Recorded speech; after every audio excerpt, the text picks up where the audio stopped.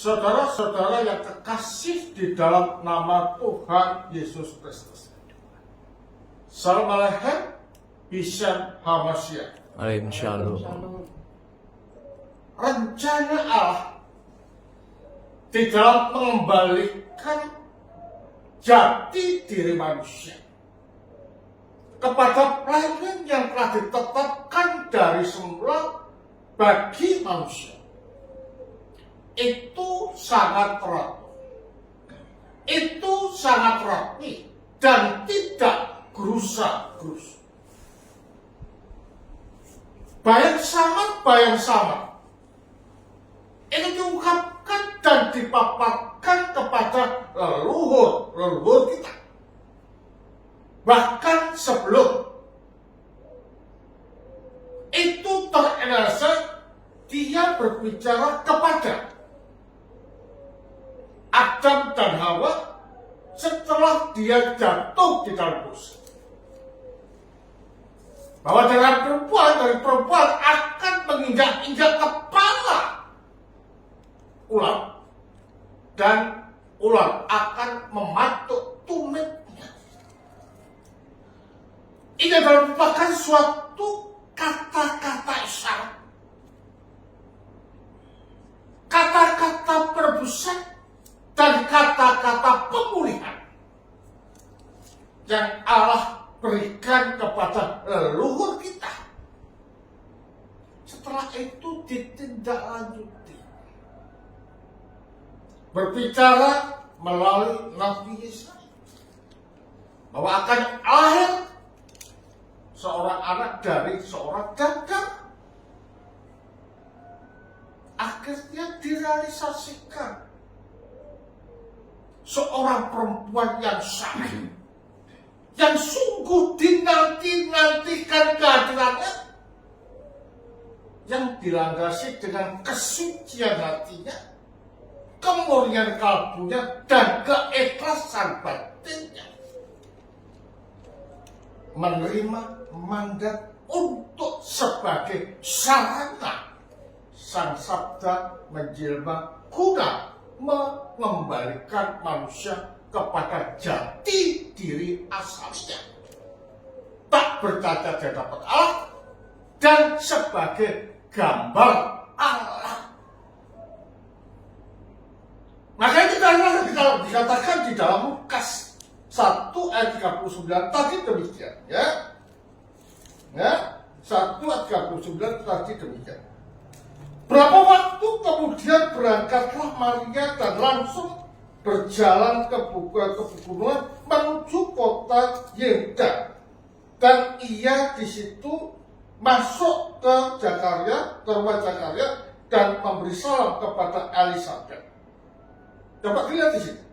Dan ketika Elisabet mendengar salam Maria, melonjaklah anak di dalam rahimnya, dan Elisabet pun penuh dengan Roh Kudus. Ya, sama-sama hamil, ya kan? Maria hamil, Elisabet hamil. Tapi hamilnya Elisabet lebih tua daripada Maria. Dan ketika Maria datang ke rumahnya Zakaria, dan Elisabet yang sudah tua itu mengandung dan mendengar urusan, bayi yang ada di kandungnya melonjak dan dia penuh dengan roh. Berarti kalau demikian dua sosok yang masih dalam kandungan ini telah dipersiapkan untuk hand in hand, bergandengan tangan untuk mengembalikan dan juga untuk memberitakan berita baik tentang renovasi, pembangunan, dikembalikan manusia kepada jati diri asalnya sebagai gambar yang tanpa cacat dan berkenan di hadapan Allah.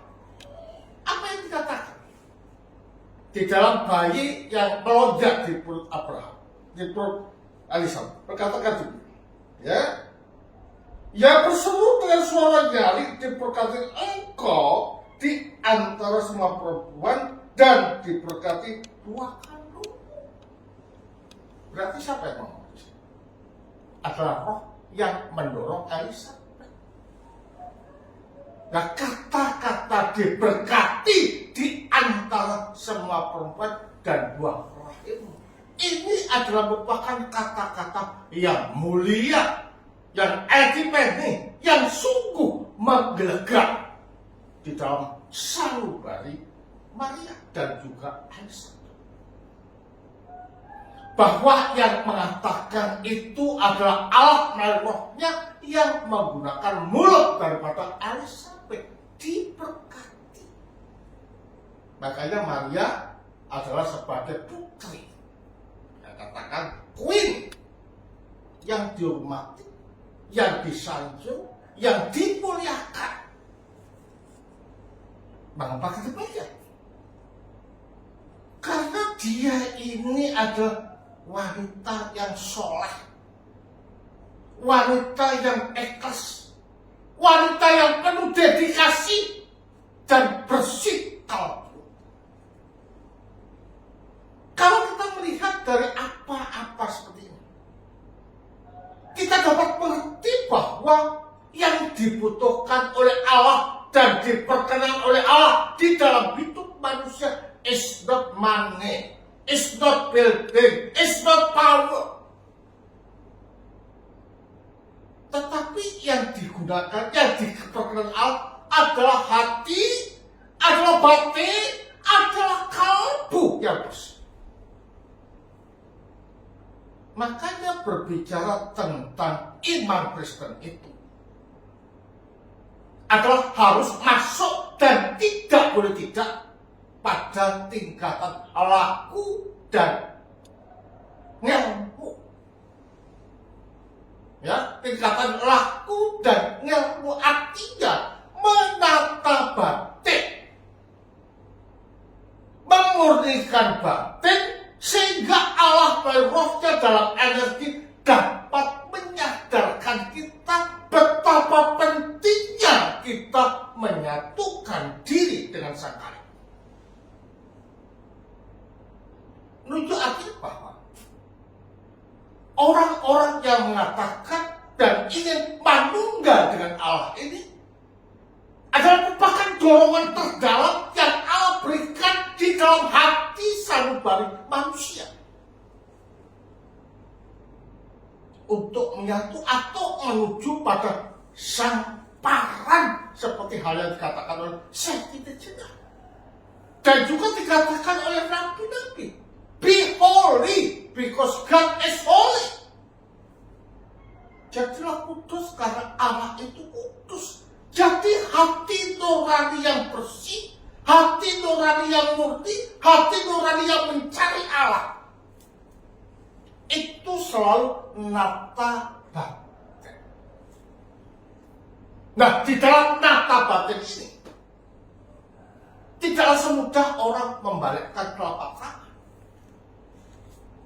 Bahkan Sunan Kalijaga,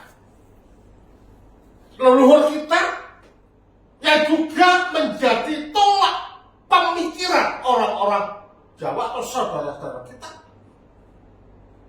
untuk mencari Allah itu kita harus mempunyai kekuatan. Makanya Sunan Kalijaga menggunakan istilah Ponokawan yang menunjukkan kepada karakter manusia di dalam mencari Allah, saudara. Perlu semangat atau sabar, yang artinya paku, yang ditancapkan di tanah, artinya bahwa kemantapan, kekuatan, keteguhan, ya, di dalam mencari penyatuan dengan Sang Allah. Nah, di dalam menapak kekuatan dan lain sebagainya ini perlu adanya suatu fokus kepada Allah dan bukan pada dirinya sendiri. menghindari perbuatan-perbuatan yang jelek. Apa? Nol. Ya, perbuatan-perbuatan yang jelek dihindari, diperangi, dijajah, dan juga dihancurkan. Tujuannya apa? Tujuannya untuk memurniakan kalbu ini. Ya, memurnikan kalbu ini. Dan juga selalu berjuang terus. Dan menimbang-nimbang tentang baik dan buruk. Makanya ada kata Petro atau baho atau bangga.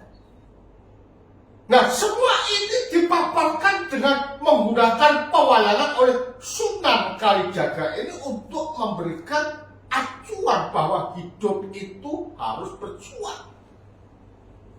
Lah, Maria dalam sisi gereja adalah orang yang tatak, orang yang kuat, orang yang selalu menyatukan diri dengan Allah dan menghindari perbuatan-perbuatan jelek, tetap bersemangat untuk menyucikan batin dan juga menyadari bahwa segala pemikiran, segala perbuatan, segala tindakan itu harus ditimbang-timbang mengenai untung dan ruginya.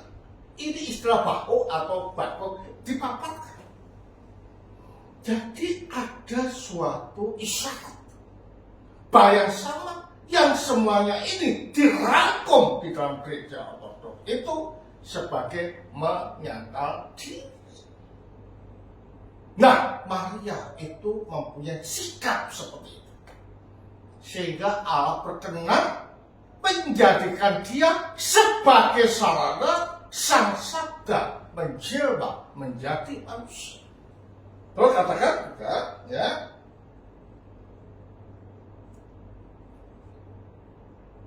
Siapakah aku ini sampai ibu Tuhanku datang mengunjungi aku? Siapa yang mengatakan Maria ibu Tuhan? Elizabeth atau bukan?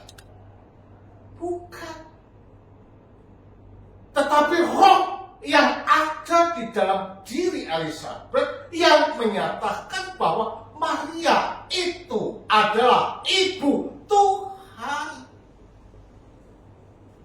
Nah, ini kadang disalahartikan oleh banyak orang. Apakah kalau demikian ada Allah perempuan, Allah laki-laki terus kawin mempunyai anak? Tidak. Sebutan ibu Tuhan di situ tidak menunjukkan adanya Allah laki-laki perempuan terus melahirkan Yesus nanti. Tidak. Tetapi sebutan ibu Tuhan ini adalah menunjuk dan menegaskan bahwa yang dikandung oleh Maria ini adalah karya Allah melalui rohnya. Sehingga Allah berkenan memberikan wiji, benih di dalam dirinya. Jadi mengandungnya Maria ini bukan hasil hubungan oleh laki-laki dan perempuan, tetapi karya Allah melalui rohnya yang menanamkan benih di dalam kandungan Maria, sehingga dia mengambil bagian di dalam kemanusiaan. Artinya menjelma, mengambil keberadaan baru yang sebelumnya tidak ada di dalam diri Sang Sabda, sekarang ada, yaitu keberadaan sebagai manusia. Makanya lahirnya Sang Sabda ini, lahirnya Sang Sabda ini mempunyai dua keberadaan ilahi dan manusia. Jadi kalau demikian jelas bahwa menyebut Maria sebagai ibu Tuhan bukan berarti bahwa Maria itu yang melahirkan Allah. Dalam artian esensinya tidak. Ya, Allah tidak pernah dilahirkan oleh siapapun. Karena Allah adalah yang mencipta, Allah adalah yang mengadakan sesuatu yang tidak ada, mewujudkan sesuatu yang tidak wujud. itu diadakan dan yang mengeksekusi siapa? Sang sabda. Makanya sang sabda dikatakan sebagai pola dasar penciptaan yang melaluinya jagat dan manusia itu ada. Jadi kalau demikian jelas bahwa apa yang terjadi di dalam diri Maria ini adalah merupakan planning kepada Allah. Makanya ada bayang samar seperti orang-orang Israel menyeberang laut, lautnya kembali lagi. Semak belukar yang terbakar tapi tidak terbakar. Menulis roh batu dengan Taurat dengan tangan Allah sendiri, itu semua adalah bayangan tentang Maria. Bahwa tindakan-tindakan yang ada ini adalah tindakan Allah yang ditunjukkan kepada manusia bagi mengembalikan manusia kepada fitrah atau jati diri asalnya sebagai gambar yang tanpa tanda. Dia katakan, ya, sebab sesungguhnya ketika salammu sampai kepada telingaku, anak yang ada di dalam rahimku melonjak kegirangan, ya kan? Coba. Berarti kalau demikian ada kuasa roh yang membuat Elizabeth gila. Karena yang datang siapa? Adalah sosok yang melaluinya sang sabda yang bersifat roh menjadi manusia. Nah, karena itu dikatakan, lalu mari kata Maria, jiwaku memuliakan Tuhan dan hatiku bergembira karena Allah Juru Selamatku. Coba kata-kata ini. Ketika disanjung, ketika dihormati, dia tidak langsung melete. Maria bukan tipe melete, tapi dia mengatakan bahwa hatiku bergembira karena Allah Juru Selamatku. Dia masih menempatkan dirinya sebagai manusia biasa seperti halnya kita. Makanya dia mengatakan Allah Juru Selamatku. Dia masih menyebut diri sebagai manusia. Karena itu di dalam gereja ortodoks tidak ada dogma ko-redemptrik, ko-mediatrik. Artinya ko-redemptrik adalah penebus bersama-sama dengan Kristus dan perantara bersama-sama dengan Kristus. Kenapa? Karena kalau mengatakan bahwa Maria adalah sebagai ko-redemptrik atau ko-mediatrik, berarti dia menyamakan dirinya seperti Kristus yang adalah firman dapat dikatakan sebagai Allah. Tidak. Dia tetap manusia, karena itu dia memerlukan juru selamat. Itu katakan juga, ya, kerendahan hatinya sesungguhnya mulai dari sekarang segala keturunan akan menyebut aku berbahagia. Dikatakan Allah itu rendah hati, kan? Ya, karena itu dia meminta supaya dia menyebut siapa Maria sebagai keturunan yang berbahagia, ya. Terus katakan, karena yang Maha Kuasa telah melakukan perbuatan besar kepadaku dan namanya adalah kudus dan rahmatnya turun-temurun atas, ya, turun-temurun atas orang yang takut akan Dia. Jadi kalau demikian jelas dari apa yang menjadi paparan di dalam Lukas ini menunjukkan bahwa yang dikandung, yang dilahirkan, yang nanti disebut sebagai Yesus itu mempunyai misi menyelamatkan, membimbing dan menuntut manusia kepada kebenaran itu. Makanya tidak heran kalau dikatakan di dalam Filipi 2 ayat 5-11 dikatakan bahwa ketika ketika dia ini lahir melayani sebagai manusia kepada manusia, itu tidak hanya tokeng, tetapi dia juga melakukan tindakan-tindakan nyata, mengajak, membimbing, mencerahi, membangkitkan orang mati, dan juga menyembuhkan banyak orang, bahkan dia mati di atas kayu salib. Ini merupakan suatu contoh yang luar biasa yang dipaparkan dan ditunjukkan kepada kita sebagai bagian gereja yang menyebut Kristus sebagai kepala gereja. Nah, sifat-sifat adiluhung yang diberikan Kristus kepada kita itu perlu kita kedepankan, itu perlu kita contoh, bahkan sebagai landasan kita hidup di jagat ini. Sehingga dengan demikian kita dapat mengatakan seperti halnya Paulus, hidupku bukan aku lagi tetapi Kristus yang ada di dalam aku. Kenapa? Karena Paulus itu sadar bahwa hidupnya itu nothing without God. Hidupnya tidak ada apa-apanya tanpa Allah. Makanya Paulus sedang masuk di dalam ranah batinia.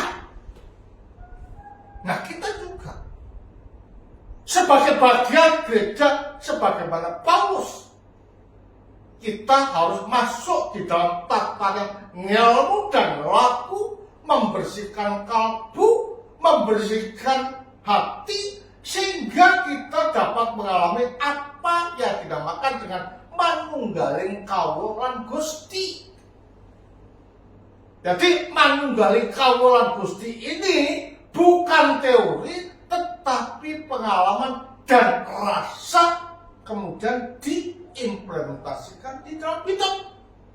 Dan orang lain akan mengerti tentang tindakan-tindakan adiluhung yang kita tunjukkan, yang kita paparkan melalui dorongan Roh Kudus. Sehingga cara berpikir kita berpikir ilahi, cara pandang kita, cara tindakan kita, dan tindakan-tindakan kita adalah kudus. Itulah yang dinamakan gambar dan rupa Allah yang ada di dalam kalbu kita. Jangan menjadi orang Kristen hanya teori di dalam otaknya saja, tetapi moralnya bejat, hatinya gelap, tindakannya bengkok. Orang-orang yang menjadi Kristen harusnya masuk di dalam ranah kalbu, sehingga apa yang dikatakan kamu adalah terang dunia, kamu adalah garam dunia, itu menunjukkan bahwa kita masuk di dalam takaran ilmu yang tinggi, artinya kita sebagai gambar Allah yang tanpa cacat. Dan artinya kita adalah orang yang kaya hati, kaya batin, dan kaya kalbu. Itu sasaran kita, dan itu sebagai landasan kita untuk menghadap Sang Kanek. Jangan pede masuk surga. Jangan pede masuk kepada Allah jika kita mempunyai moral yang jelek, pikiran jelek, kata-kata jelek, tindakan jelek, hatinya busuk. Jangan bermimpi masuk surga. Tetapi kita harus menata kalbu kita. Nah, kalbu yang tertata, maka pikiran akan jernih, sehingga tindakan-tindakan kita akan mengimplementasikan Allah sebagaimana yang telah ditunjukkan oleh para bapak gereja yang mendasarkan tindakan-tindakannya adalah Kristus itu sendiri. Karena itu be holy because God is holy. Tetap mengobarkan kesucian dan berani mengatakan benar atas sesuatu yang tidak benar supaya Allah termuliakan di dalam hidup kita. Kemuliaan bagi Sang Bapa, Sang Putra, Sang Kudus. Tuhan memberkati kita semua. Amin.